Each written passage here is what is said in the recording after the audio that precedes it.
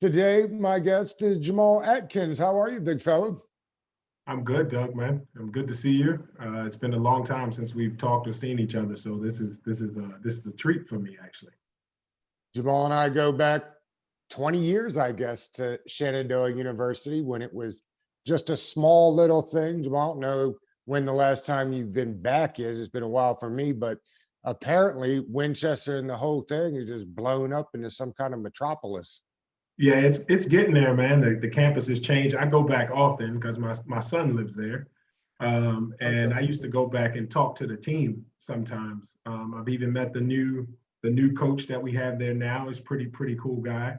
The new facility is crazy. I haven't been to a game in it yet, but it's nice. And um, that road that used to come down off of the hill past what was it Bob Evans or something like that, Yeah. is now cut off and it's part of the campus, so you can't even go that way anymore.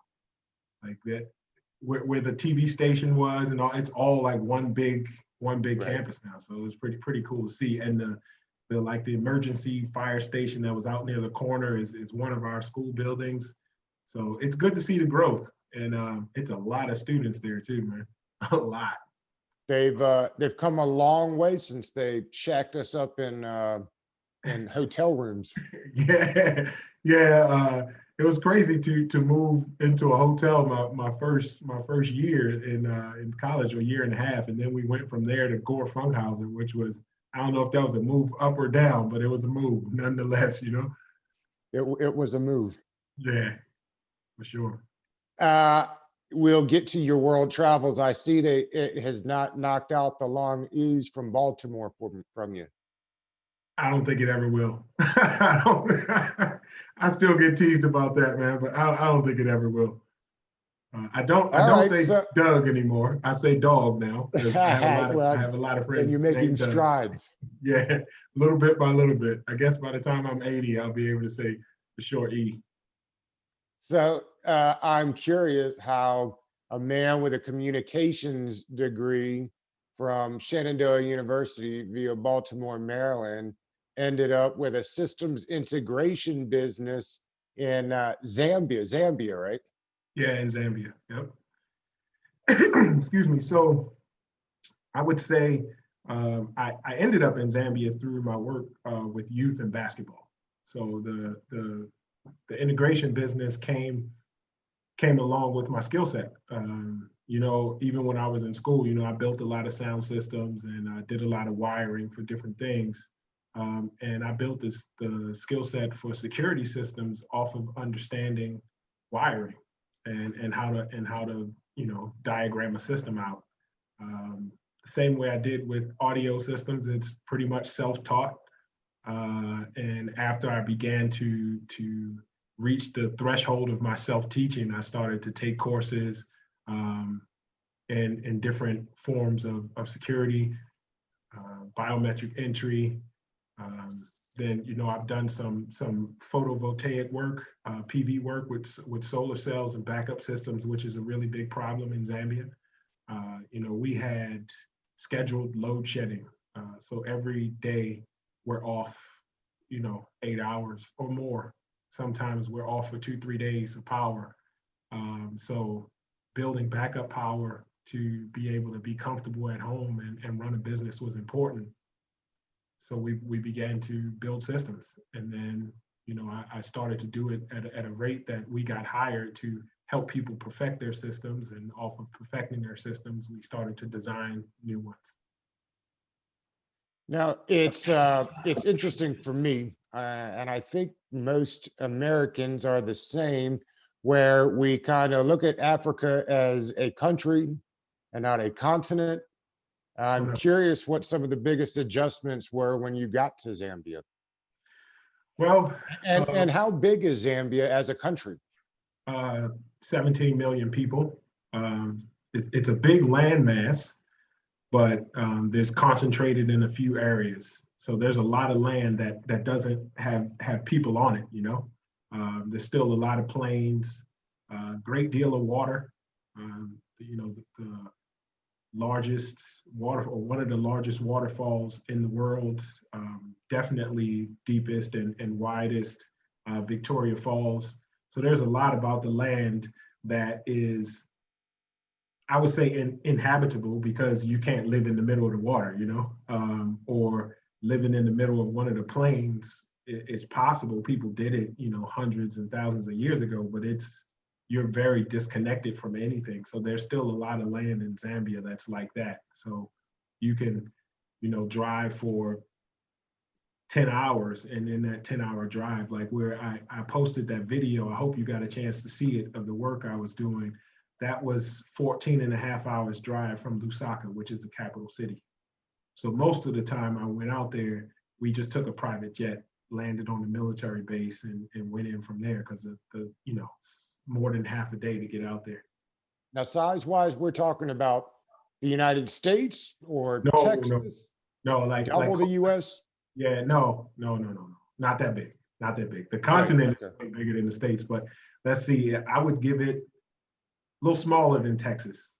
It's probably a little smaller than Texas, but the shape is closer to the shape of California. So it's elongated. It's not very wide, yeah, but it's a long country. So I was driving not fully from the south, but the southern region of the country to the north, the far northwestern region of the country, which gave me that long distance drive. And it's on the coast or landlocked?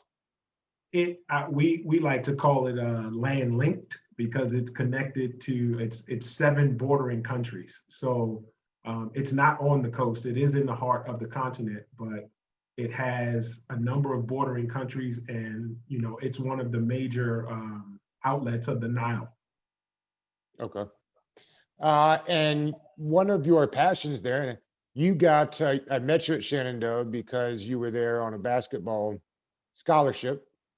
Basketball is one of your passions, I know. And so you founded a basketball academy. Is that right? Yeah, so when I left Shenandoah with playing ball, I moved to Florida, to Tampa, to work in AmeriCorps, to teach struggling readers, 2nd through 5th grade readers, trying to get them up to par with their classmates.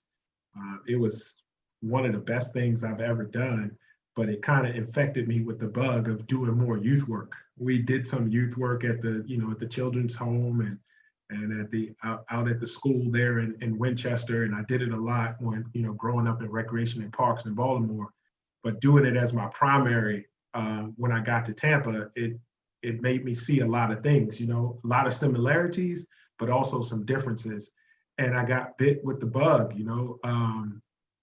So I only worked in the school system for that 1 year down in Tampa, but for the next 3 years, I was there for a total of a little over 4 years.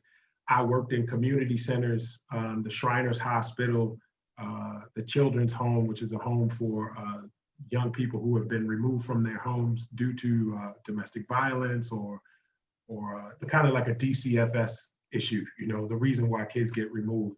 And I just, I couldn't get it out of my system. And my last year and a half there in Tampa, I was working with this high school called Sickles High School. Sickles High School is in their basketball program. And from that basketball program, I met a guy who's a coach with me there. And he convinced me to, he was like, man, we should travel a little bit. We're off this time, when summer comes, let's travel. I have a friend in Germany, she'll put us up. We can go and stay with her for a while. Let's go check it out. And I was like, I got a homeboy who played college with me, being Ron, Ron Merriweather, who's from Germany. Let me reach out to him and see if he's there. And I reached out to Ron, he was there. So I went out to Germany for a little while. We got a chance to see the country, Amsterdam, hung out with Ron a bit. And the international bug kind of bit me. And I wanted to see what else was in the world, and from there coming back, I got the opportunity, or was informed of the opportunity to do a youth life skills program based around basketball in Durban, South Africa. And that's what took me to the continent. And the reason why I started with that part of the story is because Durban, South Africa is kind of like Tampa or Miami, Florida.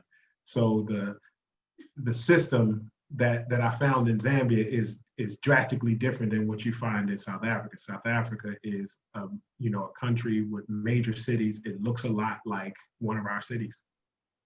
You know, McDonald's and Burger King and Krispy Kreme and all of that kind of stuff. You know, so it was a lot of people on the continent call South Africa Africa Light, meaning you don't get the whole African experience if you go to an established city. You have to leave that city to you know, get what our image or what our thought processes are of what Africa is. So that's where I started in Durban and went to Johannesburg from there. And then almost 2 years later, a year and some later is when I went to Zambia. And that was, whoa, that was different, you know. Right. I live 18 hours from here to Zambia? That's straight hours. It takes about 23 or so, 23, 24, you know, with the planes and the changes and stuff. But that's about right, about 18 hours. Anywhere from 16 to 18, depending on what state you're flying from. But from our area, because we fly out of Dulles, which most people in our area would fly out of Dulles, it would take about 18 and a half. They have a summer and a winter. What's the weather like over there? Yes, winter's very short though, but not like snow winter, just colder. You know, it doesn't get to, but they have a season that we really don't have, which is rainy season. And the rainy season means it rains almost every day. And sometimes it rains for 3 days straight, which is, I guess, in terms of being inclement weather, is what we would compare to our winter, because it slows everything down, you know, got to put on more clothes and things like that. So you have packed it up from Zambia and are now in Switzerland. Yes. And So as I understand it, the COVID has kept you from starting the basketball camp up there. Your wife travels with you now, yes, and that's how you ended up in Switzerland? Yes, actually, this time around, I'm traveling with my wife. Right. So she got a gig with the Global Fund here. She works in adolescent youth, adolescent girls' health, and she took a position with the Global Fund, which is continuing the work that she's been doing professionally for over 20 years. And in this regard, I'm a traveling spouse. So I'm here trying to find my feet and what it is I want to do in Switzerland. And of course, I gravitate towards basketball and development with youth through basketball. But because of COVID, like you said, we spend all day in the house. I get out so I can walk my dog. I don't know where he was, right here, but he just left. So yeah, that's my day.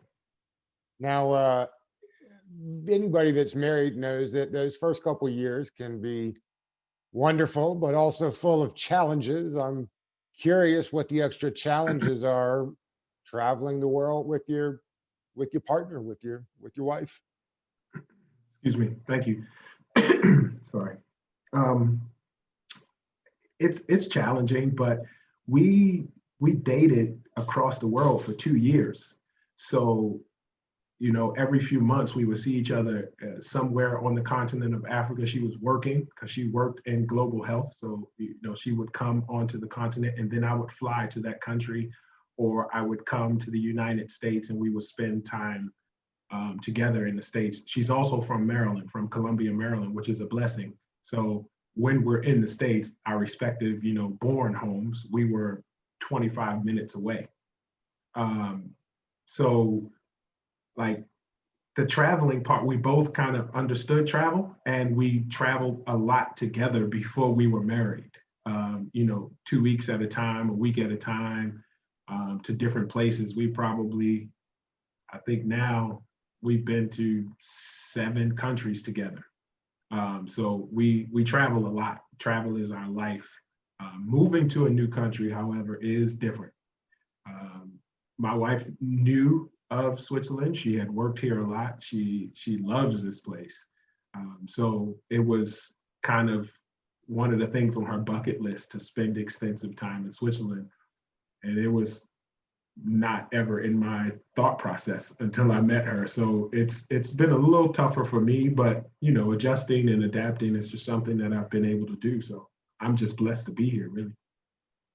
Allows you to break out the Timbs and those old bubble coats. You know what? I gave every last one of them away, man. Didn't need them I in just Africa, did you? not at all. Although everybody wears Timberlands, but I was just like, it's crazy. Like they're absolutely useless here. So I gave so a lot of my kids got my boots. You know, they were happy to have them. I got some big kids that I work with. They were happy to have them. So I mean, literally, we are still waiting for our big shipment of our stuff to come. So I'm still waiting for my boots. I have some low cuts, you know, like Under Armour, kind of hiking, and I pretty much wear them all the time. But the bubble coat thing, man, I was like, all right, it'll be all right, you know, sweatshirt, whatever. I was wrong. I was really wrong. We've bought like 3 coats since I've been here already because it's crazy. Now, if soccer, if we recognize that soccer is the biggest sport in the world, is basketball second now? Um, I would say yes. It's second. It's probably a distant second, even though it's Yeah. second. You know, because soccer is just so big. But it's the largest Hard for people to growing realize how big sport. soccer is globally that from America, right? I think people would be surprised that Yeah, how big it is and how rabid the fans are across the world, right? yeah. We don't really know anything about as being attached to a team in the United States as people do with soccer in different parts of the world. Europe being the epicenter of that, you know, Spain. But people here, you know, they've grown up in a specific system. You know, like there is no there. There might be 3 people who were born in Manchester that like a different team. You know, and literally, there may be 3 people. I don't know who those 3 people are though, because people ride with their team forever. They grow up in the system from, you know, under 8s to 10s to 12s to 14s. When you play Manchester football, you play Chelsea football, or you play what's Real Madrid football, and you just stick to that. If you decide you want to play basketball, you still play for Real Madrid. You just play Real Madrid basketball. You Right. know, it's like Right. it's a club system. It's not just a sports system. And it's been something to learn, man, to learn and see how people really stick, you know, and you know, teams have been bad for 50 years, but you say something bad about them in the wrong part of town, you got a problem, you know. So they are real sports fans over here, man. And are you able to keep up with the American sports over there? How challenging is that? Um, it's been challenging at times. I do have NBA League Pass. There's no way possible I could breathe if I didn't have NBA League Pass. Football has been more difficult. For many years, ESPN showed in Africa, in Zambia. Uh, I know we think ESPN is like, you know, the thing, but ESPN is a fraction of Supersport. Yeah, Supersport is way larger than ESPN. And they kind of got rubbed out because wasn't enough people watching it, you know? So they dropped ESPN from the satellite package, and then we just struggled. So for 2 years, maybe 3, the only way I got sports was YouTube highlights. You know, I could only see the rundown of the game, and then you know, I got onto League Pass and started to watch. But the games come on at 3 in the morning, so for 4 or 5 straight years, you know, I'm up at 3:30, 4 o'clock watching the game, and then I just go to work after. I don't even go back to sleep. You know, I just straight through.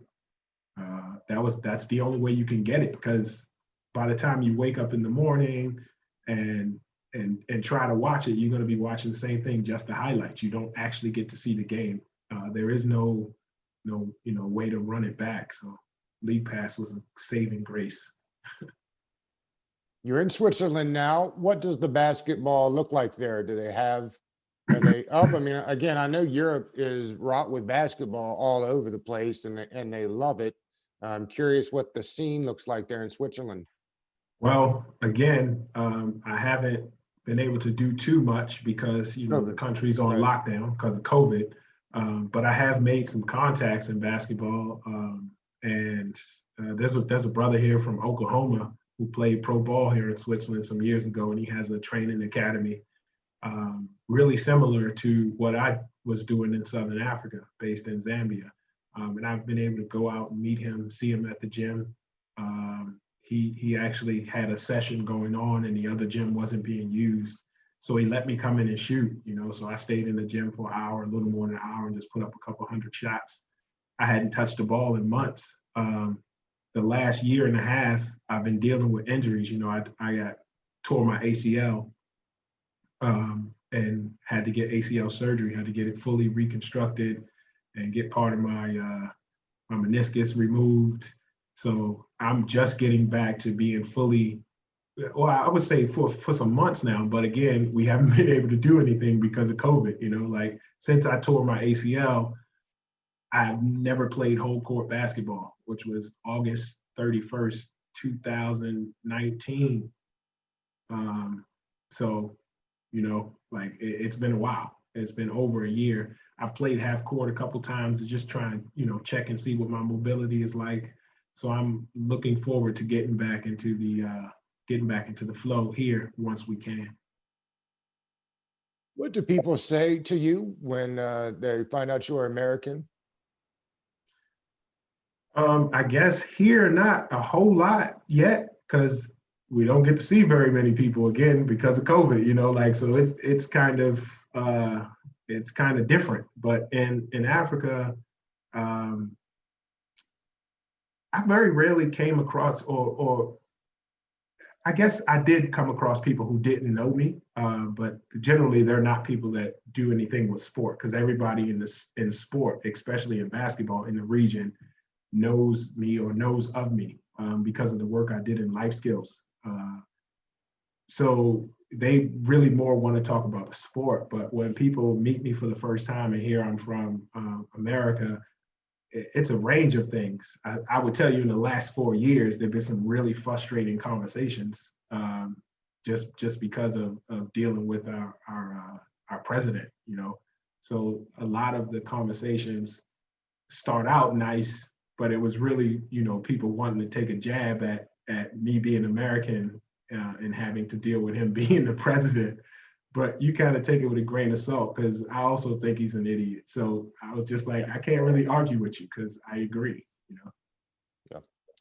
Yeah. Have you been able to keep up with your Ravens? I know you love the Ravens and Lamar Jackson. That I was figured so you was, close, I figured you was going to throw that in there. so close. That's all right though. Like we ride with our team, man. I wish we could have won that game, but it wasn't in the books. And ultimately, as much as being a fan, you're like, come on, man, get in the game. That next hit could have put him out the game forever. So them keeping him out for concussion protocol is the right way. My son played football. He played there in Hanley and Winchester, but he finished in Florida. And I got to go and see some games. I got to see his last high school game. I flew from Africa to Maryland, flew from Maryland down to Tampa, Orlando area, then drove down to Clewiston where he was. It was like a 2.5-day trip to go and watch a game. And I knew he was pretty good because he had stayed a couple summers with my mom in Baltimore, and everybody was like, bro, your son is balling. But it was my first time watching him. And man, it's kind of crazy to be a father or watching football because I'm not a football player. I play lacrosse, so that's some hard hitting, but it's different. And so I felt kind of like I don't know, I felt a little crazy because every time he hit somebody hard because he's playing outside linebacker, I jump up, yeah, good hit. And I'm like, please get up, like don't be hurt. So I was like, it's crazy. I have to say I'm kind of glad I wasn't there to go to every game because I don't know if I could handle it. That's the collisions, man. Like when you're young and no matter what you break, it fixes by Thursday kind of thing. You're like, oh, it'll be all right. I'll be all right by Thursday. After knowing what injuries can do to people, it was very hard to watch, but I knew it was his love and his passion. So I wanted to support it. But it's hard, man. Football is a dangerous sport, bro. It's There's really, two things I don't think people realize until you're close to the action. Is one, how loud and how vicious those hits are when you get down in the field. And two, yeah, I think will always surprise people is how forceful upper level basketball players dribble the ball. Like if you're in an open gym set, yeah, just how violently the ball gets dribbled. I think that's something that people don't realize unless you spend a lot of time in gyms or on the sideline of a football field. yeah. Some years ago, we were in South Africa for the Basketball Without Borders camp, which is one of NBA's initiatives to find young talent. Um, you know, like Joel Embiid. I remember when Joel Embiid was a scrawny little kid and could barely catch the ball, and BWB and Pascal Siakam and Bismack Biyombo. I got to see these guys and I get to talk with them, yearly. But a few years ago, I think it was 2013 or so, 2013, 12, one of them. I've pretty much been going to the camps for years because I prep a player from Zambia so that he can come down and represent Zambia in the camp. And it's basically the top 100 high school players on the continent are brought together for a camp. And my young man, I would always find one that gets to go to that camp. So I was there, man, and I was, talking with Kyrie, and I was like, yo, I know people say you quick, but, I'm trying to see for real, for real. He was like, all right, let's go. Man, one crossover. I was like, we done. We don't even have to do that no more. You're not going to make me look bad in front of all these kids. It's not going to happen. But then you get to see Dikembe, and, he's larger than life, even now, where he barely stands up straight. But firstly, he's the nicest guy in the world. And his hands, like when he shakes your hands, his fingers are like near the middle of your forearm. He's so big, But it's crazy how quickly and how strong the guys are, when you start playing at a higher level. And getting the chance to play in the FIBA system. And I've played and represented regionals and different countries that I've been over here playing with teams. And we get to play against like the Angola team and Mozambique, and been in tournaments with the team from Kenya and Cameroon. And that dude's a big, bro. Like, and a 7 foot, 280-pound African dude is not to be played with at all. I bet. At all. Uh, who lays claim to the best basketball players in the country there? I'm sure, or on the continent, I'm sure each country argues about who's putting out the best talent. Where do you see that? Well, I would say on continent Angola, because they have won, I think 13 out of the last 15 Afro baskets. So they got the trophies to prove it. But I would say you have to count Tunisia, Cameroon, Nigeria, in any order, depending on who you're talking to. But if I would say on continent, it's definitely Angola. No one is touching them on continent. They've only lost 2 Afro baskets, one to Nigeria, which was led by Al Farouk Aminu, and then one to Tunisia, which was led by Salah Mesri, which are both NBA stars, So you understand how those teams beat them. But besides that, it's all them, man. Is the style the same? Have they taken on the new? I guess the new NBA has taken on more of a European approach anyway with the shooting. Yeah, I was going to say it's more European style basketball, which is highly technical, but their base. Let me see how I can say this. The base of FIBA basketball, which is technical basketball, is now combining the athleticism that we've been able to dominate with as American basketball for so long, which is why you have so many European players doing so well in the NBA, because they're groomed in a system that is, attention to detail, highly technical, and then they get coaches that bring them up to speed with the physicality and the flexibility the flow of basketball that we play in the US, it's really difficult. And then another layer I'll add to it is, 80% of the guys coming out of Europe who play high level basketball used to play soccer. So Right. they have that body, soccer is east to west and basketball is north to south. But you get a guy who could play soccer at a high level and he's used to running east to west, it's almost impossible to go past him because his body is already set up. His muscle groupings work in that way, and it gives them an extreme advantage.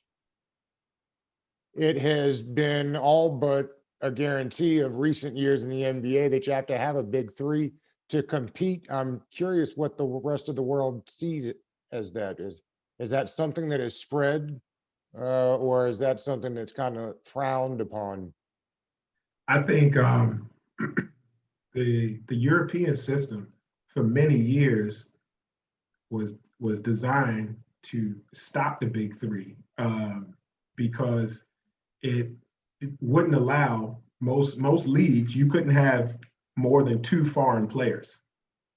So they're like, you can have these two guys, but everybody else needs to be from here, Germany, Amsterdam, Holland, or whatever country you're in. It is now changed, but I still think they play in a system where they want an ultra fast guard, just in case the ball's getting trapped or something. One or two stretch shooters or knockdown shooters, and then everybody else except for one big man or two big men are stretch players. They can guard anybody, they can play anywhere on the floor. They all handle the ball. So 7-foot guys handling the ball is kind of normal. If you got a 7-foot guy playing in European basketball, he can dribble because since he was 3 feet, he's been taught every step of the element of basketball. It wasn't like you're a big guy, go down there, you're never going to, shoot. They get taught all of it from the beginning, So that's why you get like a guy like Nikola Jokic, and you like, this dude shouldn't be. I mean, he's slow, he don't jump, but he's still almost impossible to stop. You find that Clint Capella, who's actually from here in Switzerland, he played in a system that allowed him to handle the ball when he was young. So he don't do a lot of dribbling now, but he can, and he understands how to play from that perspective. That's really good insight on why the European guys have been able to, and a lot of them just jump right into the league, right? Because they've been playing pro over there since they were teenagers, right? That's something different that the rest of the world does. They early on recognize what you're good at and make sure that they make you as good as you can be. Isn't that Yeah, right? and they don't have the school system like we've had with the NCAAs. So like guys go to school here and 15, 16 are in school but are also playing professional basketball. So Right. they go to class like everybody else, but then after that they're taking the rest of their day in the gym or with a trainer or with a dietitian or something, and that's normal. That part is what's enhancing our game, and why you see guys coming out of high school now getting to the league, because we're now adding that part to it where they're getting tutelage that is professional from the beginning. They're not saying, play high school, go to college and learn how to play, and then, spend a couple years in college learning how to play, and then you come to the pros and we'll make you a pro. Now these guys are getting pro trainers at 16, which has been helpful to the way I train, because that's basically what I do. I take kids that have an opportunity, firstly, you can't teach height. So if I find a guy at 6'9", 6'10", 6'11", and he's, 16, 17, like I got a kid right now who's 2.3 meters. So, he's 7 foot already. He turned 16 on the 25th of this month. He's a big kid. I can't teach height. I can only teach him how to use his height. So with that, we're starting to see that come into play, and the students getting the opportunity to learn all of the skills early. And I kind of took that into my methodology for coaching. I teach everybody everything. Now, some people are specialists. Some guys, are, you can tell by the way they hold the ball that they're going to be really good shooters. So you make sure that, he shoots the ball even more, so he can get a really good jump shot. But the separation that it was, the way it was taught when we were young is not like that anymore. Jamal, I could do this all day with you. I'm so glad that we lined this up. And Me too, hopefully man. once COVID's down and you get the academy up and going, we'll get you back on and chat about it and some more NBA. That would be great. Hey, buddy. So my dog just showed up. Let's see if I'm gonna move the camera so I can show you the dog. Hey, Kilo, come here. Look. He's not interested. He took off. He's not Mine interested. just ran outside too. Yeah, I got a 80 some odd pound Staffordshire Terrier, so it's a pretty big dog. But I miss taking him out for runs, and we had a big yard. He could run around and chase birds and everything, and now he has to be on the leash every day, so he's not loving it either. But we'll find a way. Jamal, we'll talk to you down the road. Thanks, bud. For sure, man. Have a good day, Doug. Thanks for reaching out, and keep doing what you're doing. Love you, man. Thank you, bud. Appreciate it. Appreciate it. Peace.